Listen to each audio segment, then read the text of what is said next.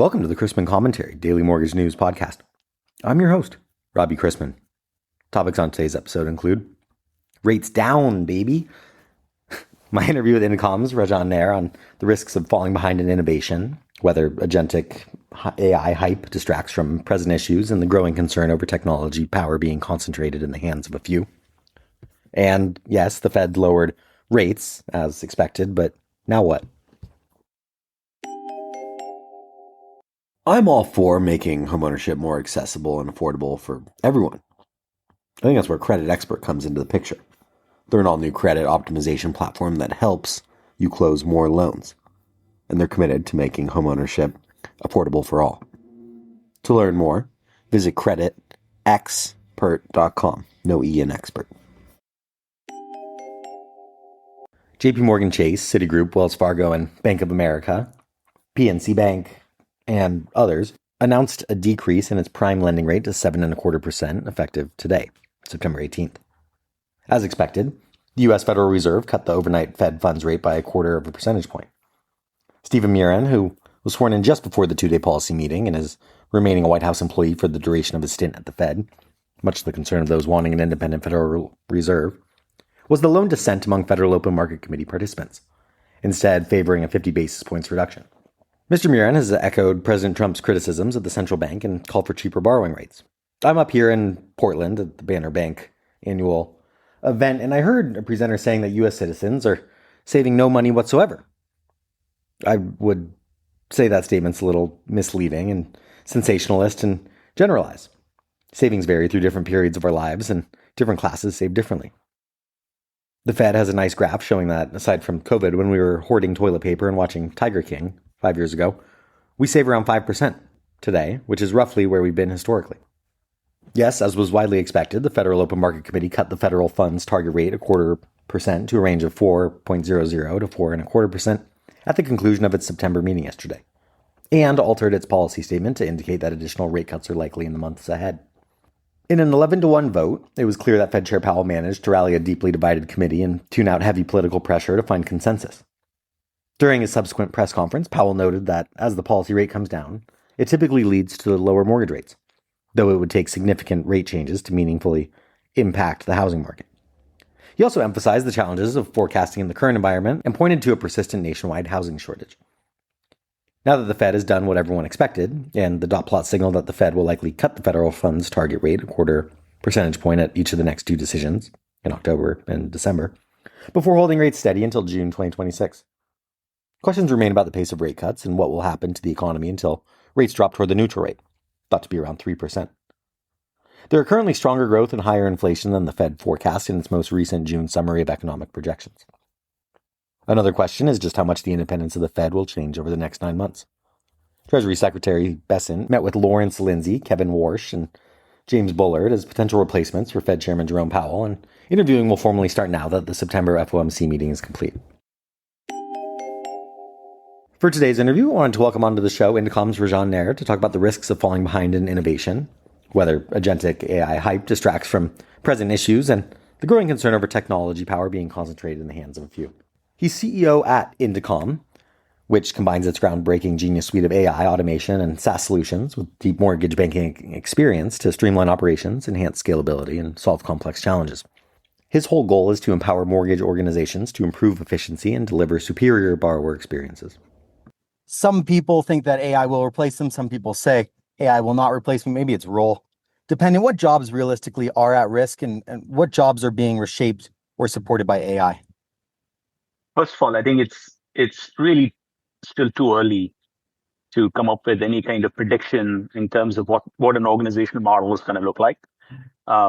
We're still very early in the cycle. So everything that we talk about here is based on what we have seen with some initiatives that have been rolled out, some successes in the industry, but we've also got to project what the technology is capable of doing and it can do in the future. So it's a little bit of kind of crystal ball gazing here, right? So we have to do that.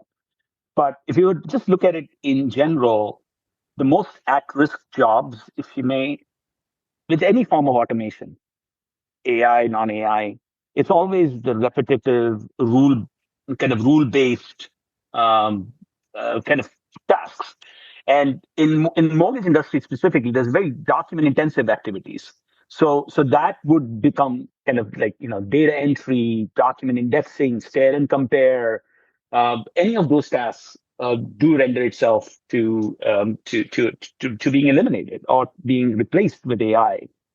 And this technologies like kind of AI enabled automation, agentic AI, robotic process automation, all of these have been around. Now they're kind of progressing and developing, but these technologies are ideally suited to replace those type of functions. So when you look at many of the processing, underwriting type functions, there's technology out there today that can take up a lot of those tasks.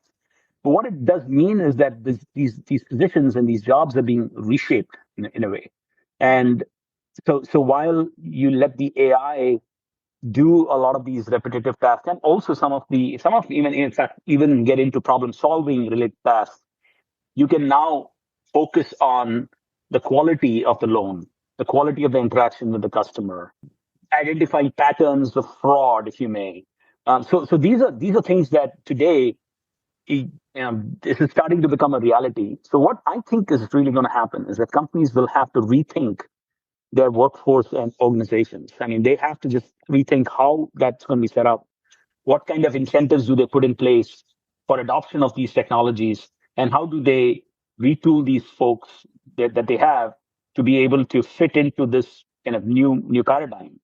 The other area that is definitely being affected is technology, just the tech jobs itself. Coding, programming, a lot of those things. I mean, the AI engines are tremendous at them.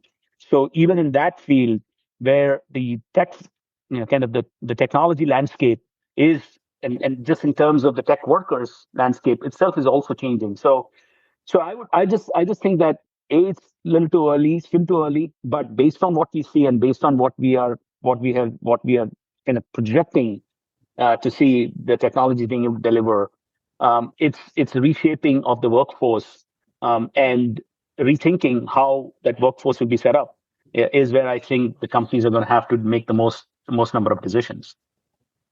It is early, but as you said at the start of that answer, AI is already doing a lot of what merely was a promise a couple of years ago.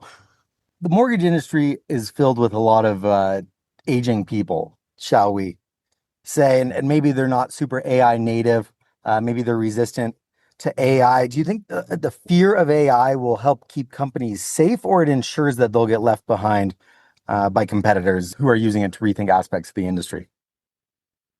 Somebody coming from the service provider, again, we are the tech provider, right? So we come from the tech provider industry. I'm not envious of the senior executives within the mortgage industry because they're being bombarded with so much information about AI and what it can do, and vendors like us talking to them and offering different perspectives.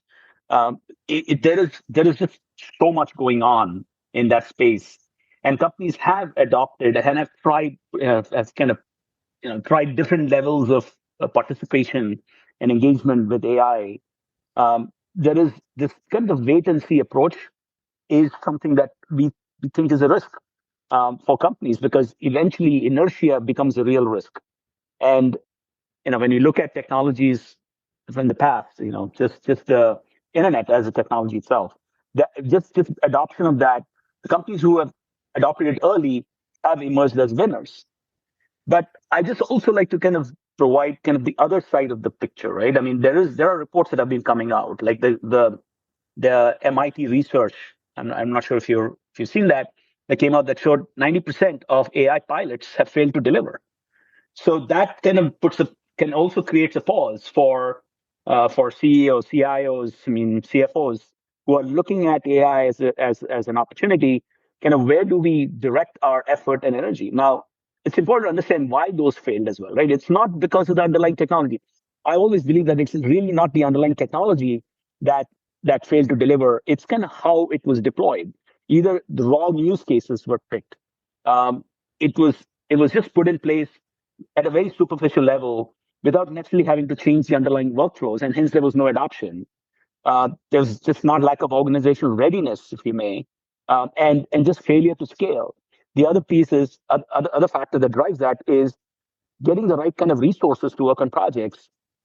And one of the things that we see in this industry, and just in general, is some of the large consulting companies see AI as a cash cow. I mean, they're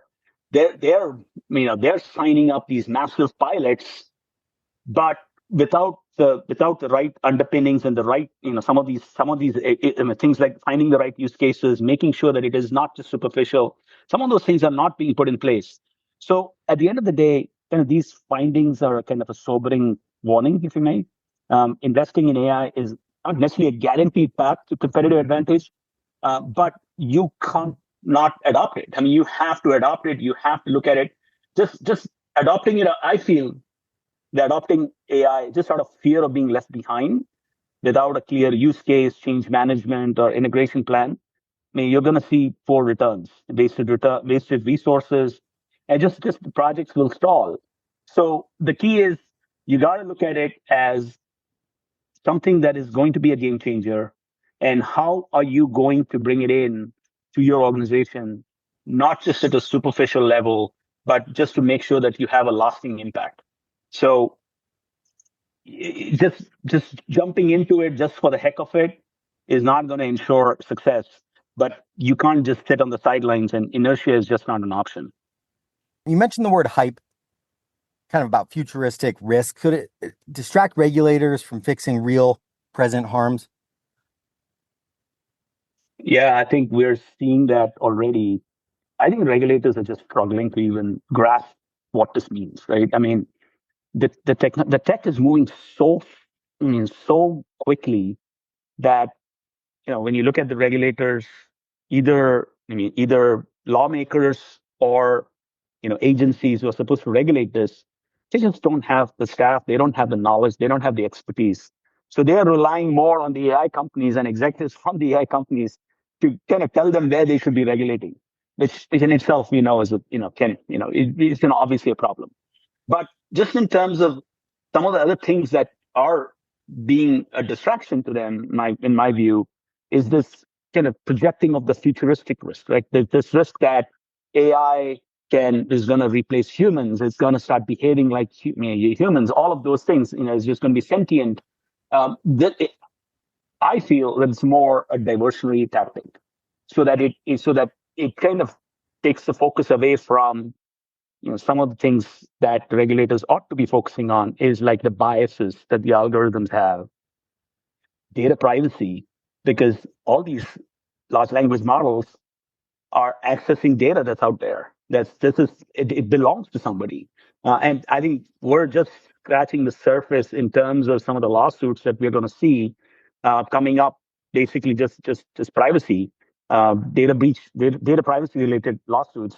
And then there is obviously, as it relates to our space, things like predatory practices and something we can call digital redlining, because biases drive those decisions that are made using AI that have these inherent biases, expose that risk. So these are things that are attentions being taken away from the regulators' emphasis on emphasizing on these aspects of AI. Now, the other thing that we also have to look at is I think the current administration that we have is very AI friendly. Let's call it that.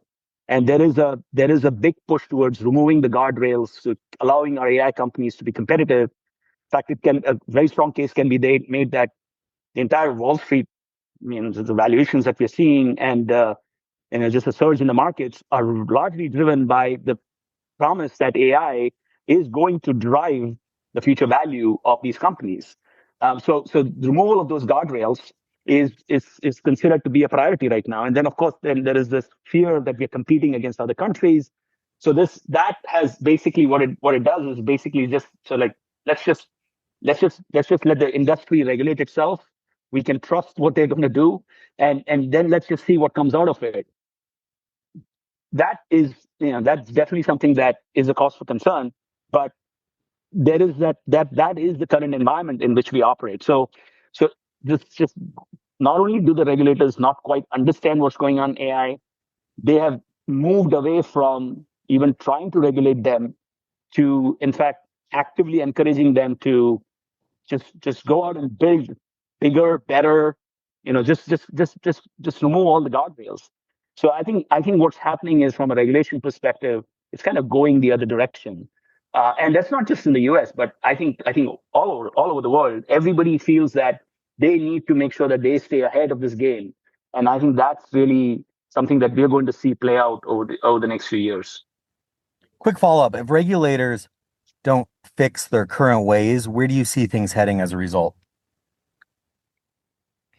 I mean, we're already seeing kind of a major oligarchy, if you may, of AI companies, right? I mean, many of these companies are more powerful than many countries. I mean, they're more valuable, in fact, than many countries. I mean, I just saw a report yesterday that Nvidia is more in terms of its market cap, right? I mean, when I say valuable, it's just in terms of pure market cap, is more valuable than the country of Canada.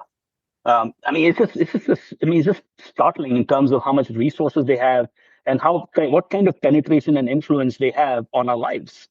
And so, not having any kind of a really regulatory framework within which they can operate, and in fact going the other direction, I think what we're going to create is we're going to just solidify that oligarchy, if you may, and these companies are going to get so powerful that they're going to be pretty much impossible to rein in. I mean, there's just I think many of these tech companies, I mean, they don't know what their technology itself is doing. I mean, if you think about it, that's like they've put out tech there that is so powerful and is so vast that they really can't control the output.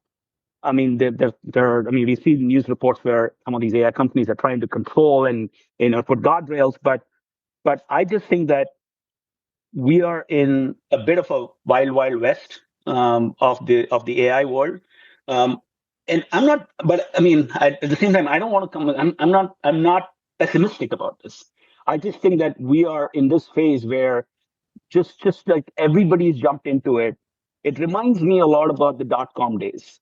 And in the dot-com days, everybody had to have an internet presence. I mean, everybody was driving and pushing towards it, right? I mean, and companies embarked on major projects, and that had to be scrapped. I mean, they had. I mean, there was major investments that were not realized, but eventually, it it found its way. You find its way, and they came up the right kind of business model started emerging. Companies, got threatened. Companies were eliminated from this. Just we saw companies vanish and new types of companies emerge.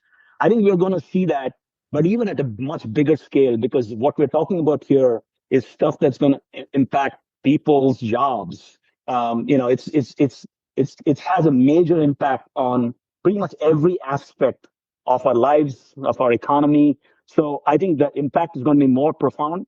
But I think that there is this shaking out period that's going to happen, and we'll just have to just live through the consequences of what's going to happen, and especially in the light of this AI wars that all these countries are engaged in.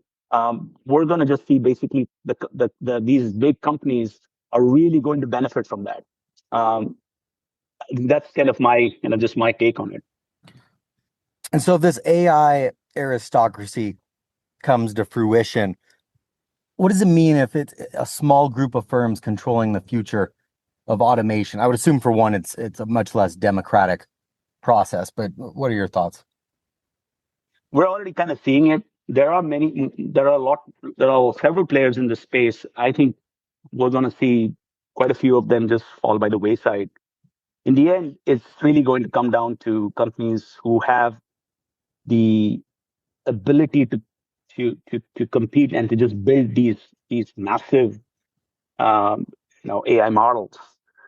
There is the capital requirements for these LLMs, large language models, and vertically integrated AI platforms is staggering. OpenAI announced just a couple of weeks ago, after their ChatGPT 5.0 failure, essentially, they announced that they're going to invest $1 trillion in just data centers. I mean, they just announced this big $300 billion data center deal with Oracle. Only a few companies can afford that. I mean, how many companies can really do that? I mean, Google, Microsoft. I mean, just a handful of companies are going to be able to do this. And some of these data centers. I mean, I think we should not lose sight of the fact that the amount of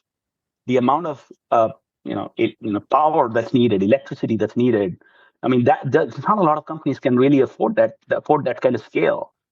Just to put some things in context, like this, the data centers that Oracle is setting up, they call the Stargate data centers. They need 4.5 gigawatts of AI computing power, and that's part of a larger, broader initiative that's across the U.S. But just to put it into perspective, a single gigawatt can meet the electricity needs for about 700,000 American homes a month, and this which means 4.5 gigawatts is 3.2 million homes. I mean, we're just talking about just the size and scale of the computing power that's needed, the horsepower that's needed is just astronomical. And then there's investors who are lining up behind these companies, right? So there is a massive investments going into this. So it's almost like a race right now. And I'm not even touching upon the environmental, impact. I mean, that's kind of a whole different discussion topic. But just as it relates to these companies, I think we're going to see these. It's an oligopoly, right? I mean, that's what we're going to have. A few companies in this space. They're defining the standards. They are basically even allowed to kind of so-called self-regulate themselves, and just basically their whole business model is going to revolve around creating this very strong moats around their business models. So we're already seeing it, and it's just going to get even more pronounced as we go forward. Yes. Well, these select few have moved on to talking about AGI as their focus right now, and it's obviously very trendy. Can we separate fact from fiction a little bit? What sounds real about what it can do versus what you think is a little far-fetched?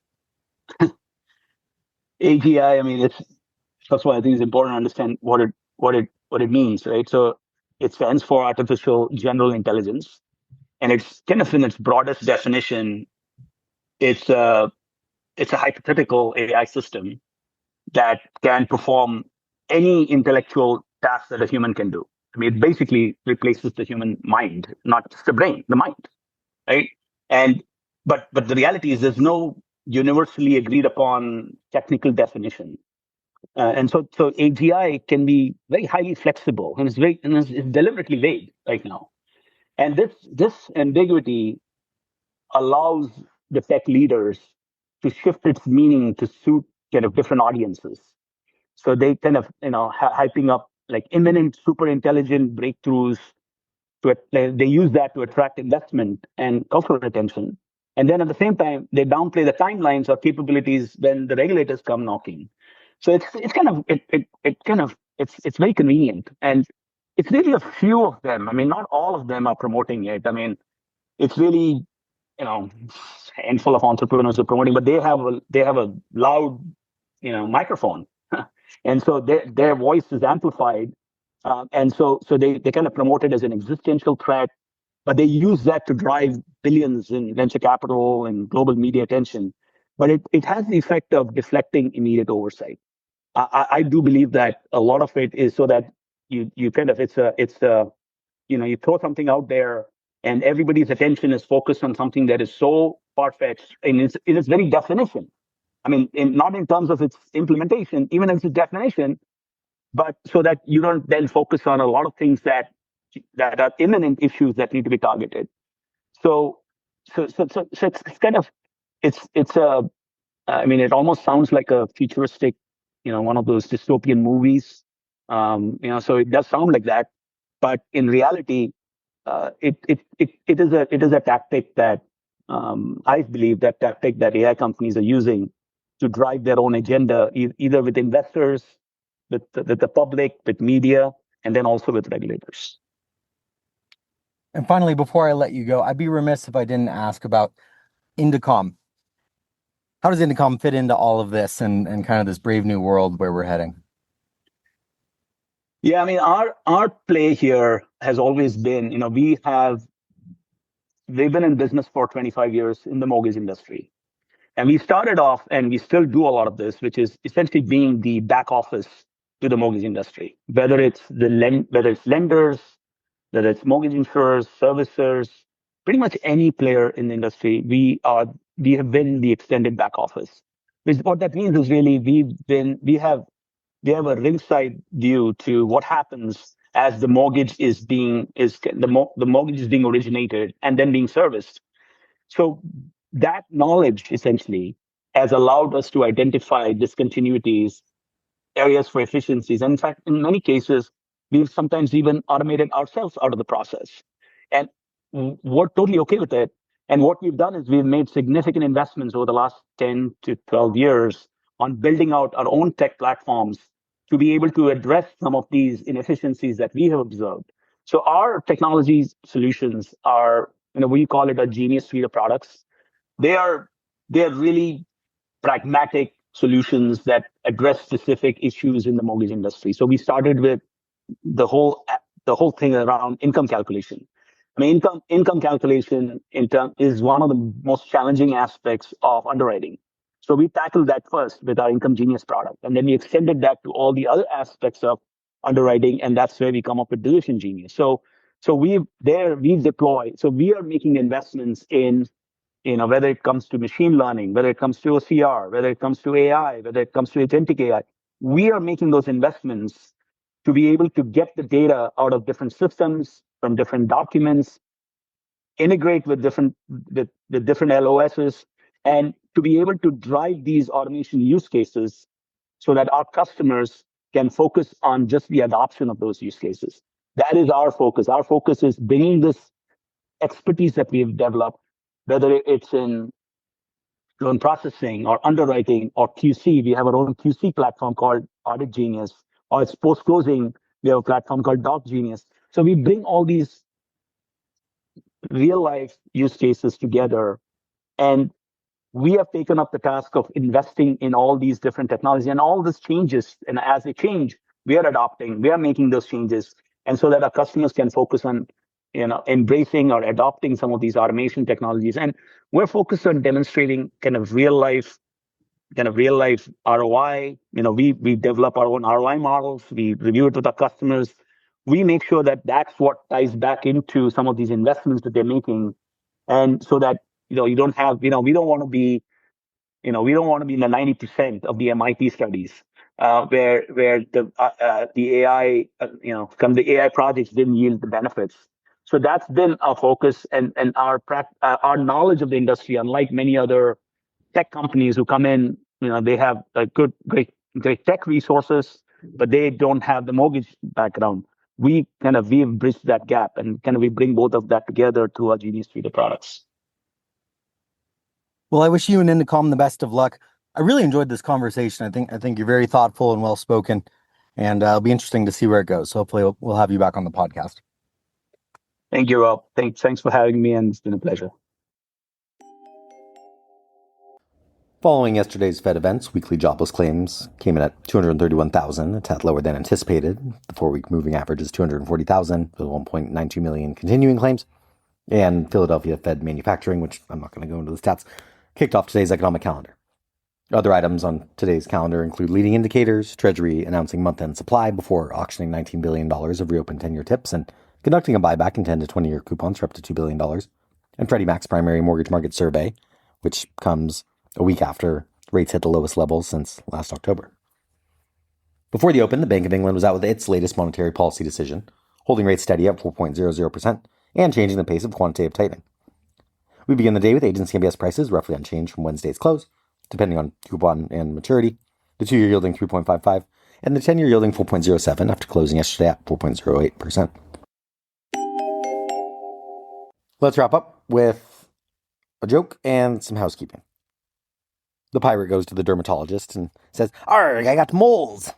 The dermatologist answers, "Don't worry, they're benign. To which the pirate replies, "Arr, count again. I think there'll be 10. Thanks again to Credit Expert for sponsoring this week's podcast, the all-new credit optimization platform that helps you close more loans. Credit Expert is committed to making homeownership more accessible and affordable for all. To learn more, visit creditexpert.com. No E in expert.